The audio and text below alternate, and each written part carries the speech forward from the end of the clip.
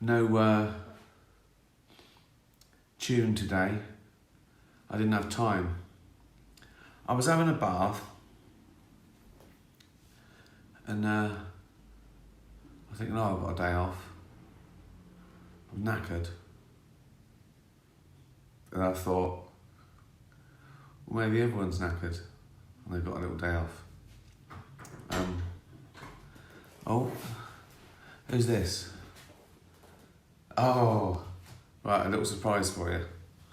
It's going to wriggle around. She's not going to come out here so it can, like, oh, she's not going to, no. You wanted, there was a request of Pickle. Pickle, you little wriggler. Look. What? Yeah, it's the bollocks gang. Good girl. Good girl. Look. Pickle. That'll do, won't it? There you go. Little treat for you. Yeah, so I thought I'd do this. Also, I recorded a new episode of I've got covered in hair now. She's molting, right?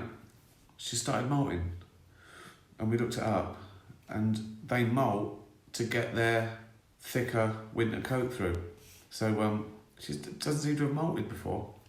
So yeah, I'm recording the third series of Absolutely Mental with Sam Harris, and more and more it's sort of self-help and how to improve yourself and all that.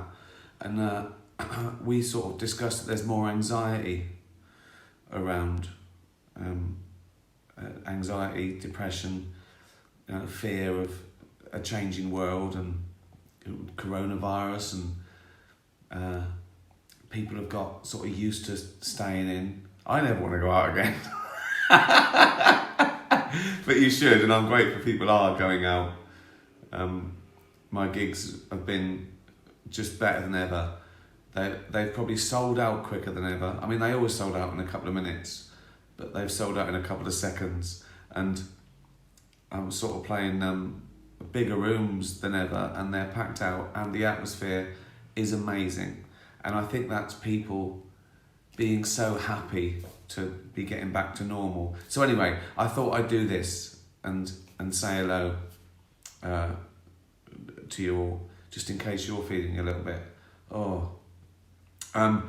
so I didn't have time to really look at questions. I got a few immediately, but I thought I'd try and answer the frequently asked questions on Twitter.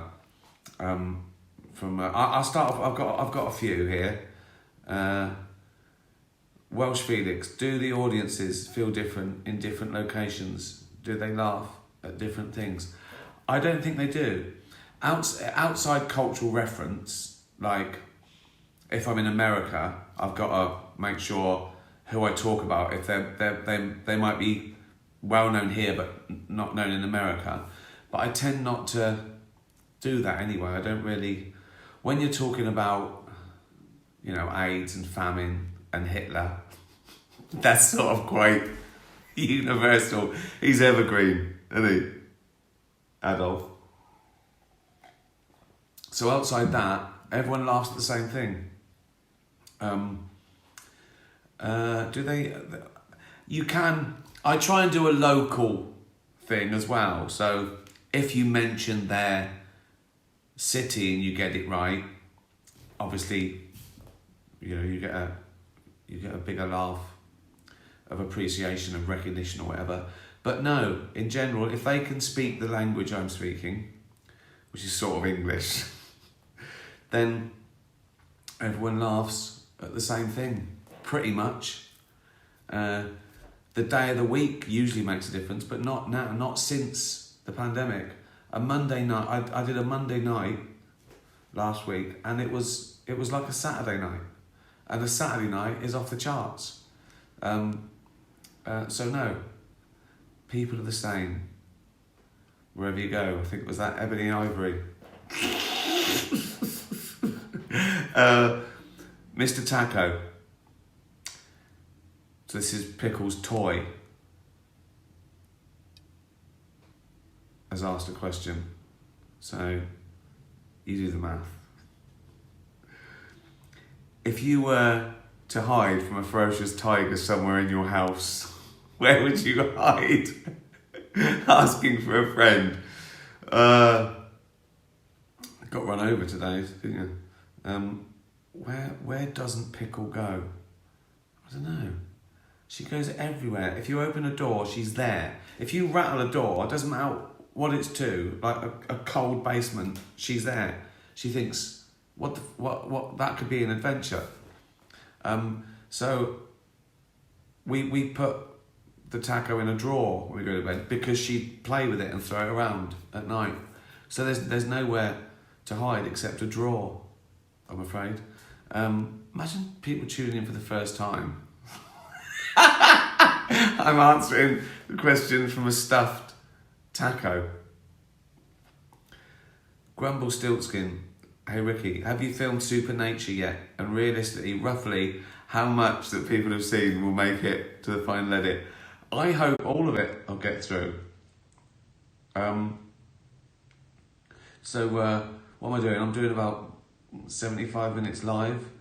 You might want to tighten it a bit. I might lose the worst bits, but not.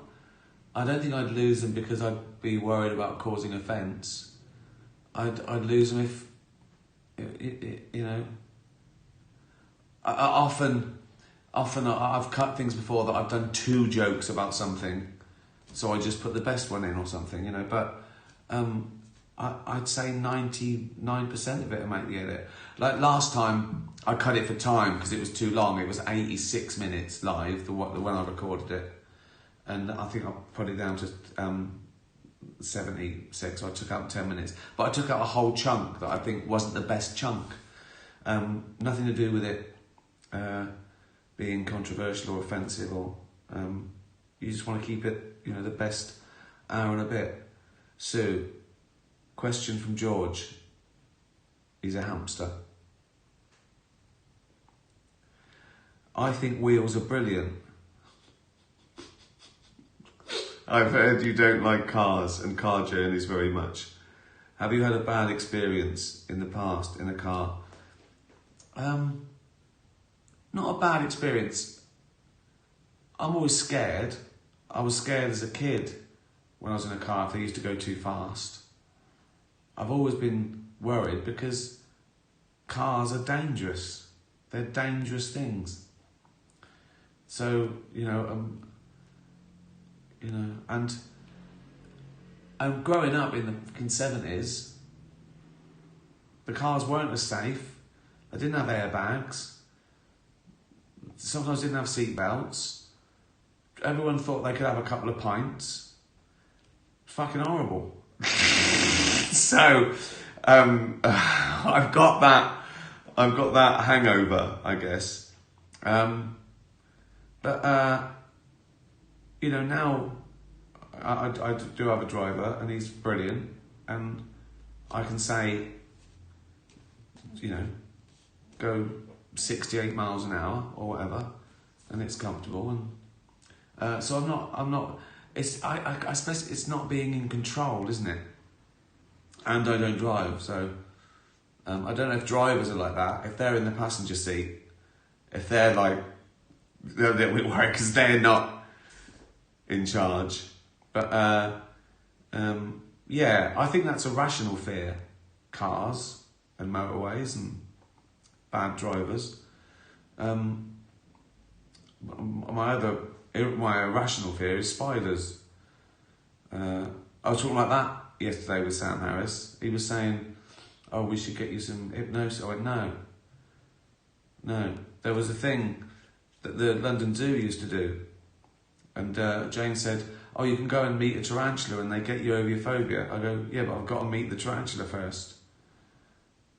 If I could just meet the tarantula when I was over my phobia, that'd be fine. But we fall down at the first hurdle. You've got to meet a tarantula. No, then. No." No, I don't have to. I remember, I think I've told you this. When I was a kid, 10 or 11 or whatever, I think I was watching something like The Waltons or Little House on the Prairie, and there was one of them told an anecdote about this guy who was really strong, because when he was a teenager, there was a sort of newborn cow, and he was picking it up, and he picked it up every day, and soon he was picking up a cow because he was so strong. And I thought, what if I did that with a spider? What if I got a little spider and played with it every day, and then when it was big, I wasn't scared of it? So I got a jam jar, and I went into the garden, and I was sort of looking at the rockery around the pond, and I saw a spider. It was like about less than a centimetre, a little thing like that. I thought, that's my guy.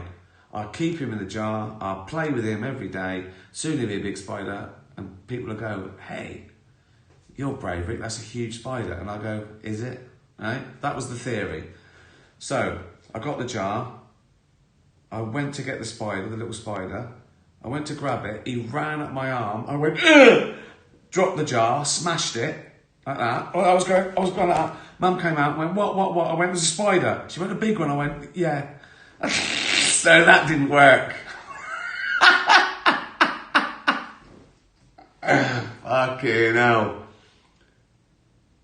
Fucking hell. What a baby. Okay. How's this going?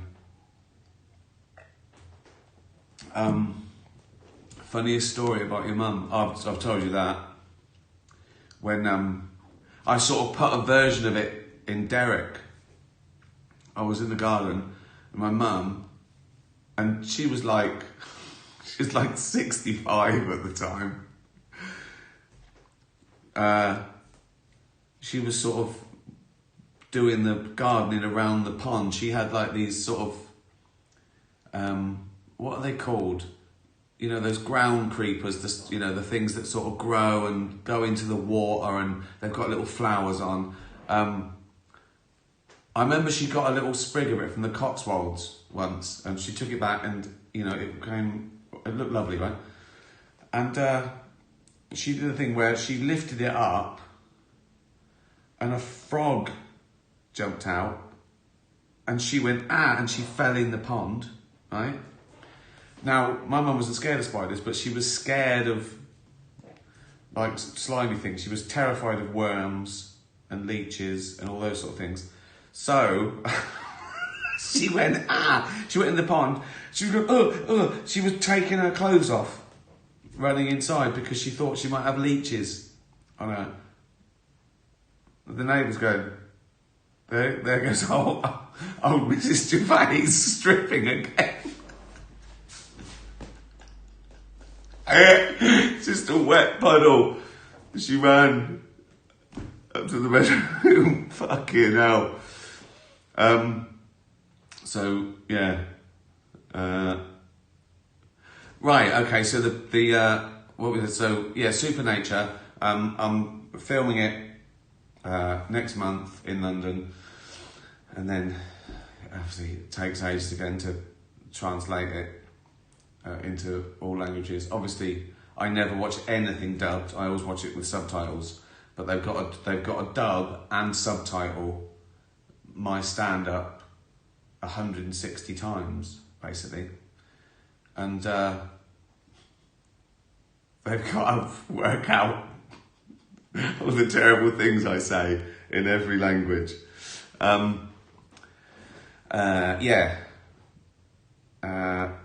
People keep asking me what to watch until Afterlife and Supernature comes out. You can always watch the old stuff. You can re-watch Afterlife, both series on Netflix. Derek, Humanity. But I've got some recommendations as well for other Netflix shows you can watch. Actually, I don't know if they're Netflix. They're either Netflix, Walter Presents, which is like on the Channel 4 iPlayer thing, or Amazon or Hulu. You'll have to look that up. But the best things I've watched this year, I mean, you know the classics. You know all the classics, don't you? Sopranos, The Bridge, The Wire, all those other ones I've told you about, Gomorrah, 4 Blocks. The best things I've watched this year are When the Dust Settles. It's amazing. When the Dust Settles. The Chestnut Man was good. Really good. Baron Noir, amazing. Complicated. French, just amazing. Caliphate, fantastic. Fowler, I think I've told you about that. Clem, Dutch thing, really good, really good. I think it means blood pact in Dutch, and it's like 2 little girls make a little blood pact, and then their fathers are embroiled in each other's lives, and they're very different. One's a really respectable sort of tax inspector, and one's sort of a hardened criminal coming out of jail after years, and they have to be friends because they're kids, and it's really good. So yeah, When the Dust Settles, Clem, Caliphate, 4 Blocks, Snabber Cash was brilliant, and there's 3 movies as well you can watch. Watch Snabber Cash. The series is fantastic, and different, just different. I think it means easy money, but really, really good and well plotted. And of course, Spiral as well, and the Bureau, right? Now that is an epic. If I tell you it's like an international spy thriller, I'd go, I'm not watching that. That sounds awful. It's amazing. It's brilliant. That's the thing. Doesn't really matter what it's about. If it's done well, it's brilliant. So watch that. And documentaries. Whenever we're between a series, we don't want to start a new one because we're out the next night, or I'm on tour for 3 days. We watch a documentary, like a 2-part documentary, or even a movie documentary. And we watch some great ones over there. I'll give you some classics in case you don't know about them. Hoop Dreams, that was like one of the first epic sort of documentary sagas. It's about a young kid who becomes a sort of top basketball player from early days. I don't know how lucky they were. They must have filmed 10, and his story was amazing. Unforgivable Blackness.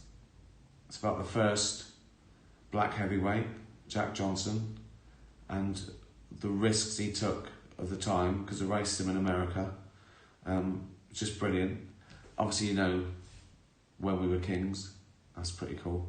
The Jinx, phenomenal. Just amazing what they got. And I think one of my favourite documentaries of all time, which I've watched twice already, and I'll watch again, is the 7-5, the 75th precinct. It's about a guy who's a policeman, a genuine policeman, does a great job until he joins the mafia. So those are my recommendations, and there's lots of modern ones as well. I love the Michael Jordan one. What's the one about what's the Dr. Dre one about when he becomes like a billionaire with his headphones? What's that called? That was brilliant as well.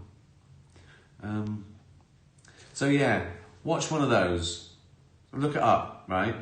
Look up one of those programs now. Well, when I say goodbye, why don't you try and find the 7.5 if you haven't, and Snabber Cash. I'm giving you homework. Beats. That was it. Thank you. Yeah, that was brilliant. Well, you've seen that. So, what else? What have we done? Oh yeah, get absolutely mental if you can. Everyone who's bought it has really got into it, and there's like 21 episodes so far, about 40-50 minutes. I think you can get, I think we're doing both episodes for maybe $20, are we? So, is that right? I can't remember. Maybe 25. Anyway, it works out at like £1 an hour. That's not bad, is it? I'm so tired. I've had a bubble bath, so I've been on tour. I'm fat. I'm old. Tiredness. It makes you feel ill, doesn't it? When you're stressed and old, and drunk. I don't know. I think I've run out of things. Be nice to animals. I think more and more now, people are outraged by real things, animal cruelty, not just jokes. They're not real. Jokes aren't real. Like, you don't do that and they don't hurt you. If you do that with a joke, it doesn't hurt you. Whereas if you do that with animal cruelty, the animal's still being tortured. So yeah, and people are realising now that animal experiments are fucking horrible. It's not just bunnies like being tried different carrots. They fucking torture them. They put corrosion. I don't want to go through it. It's like some of the experiments are not only pointless because they don't fucking work, but they're like something from Saw. They're horrible, and they don't work. And they get funding because it's a big con that they keep going, well, we might find a cure for this, or they've never done it. They have to test them on it. Everything we've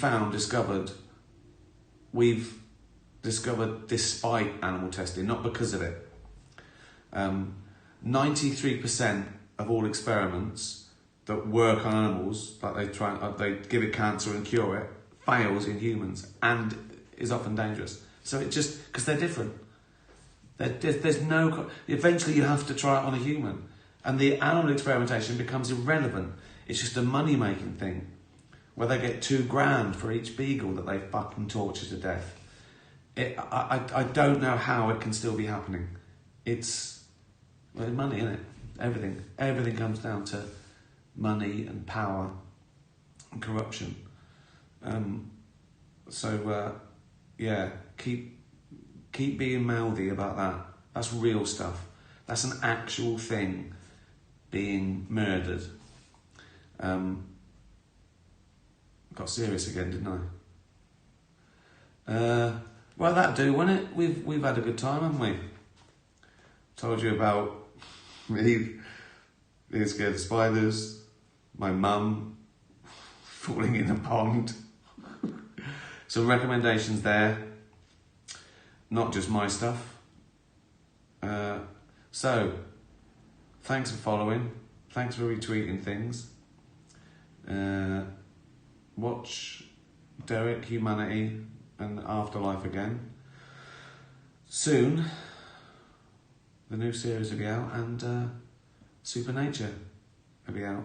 And then I want to start again. If I'm not too fat and old and tired. Cheers, and you saw Pickle.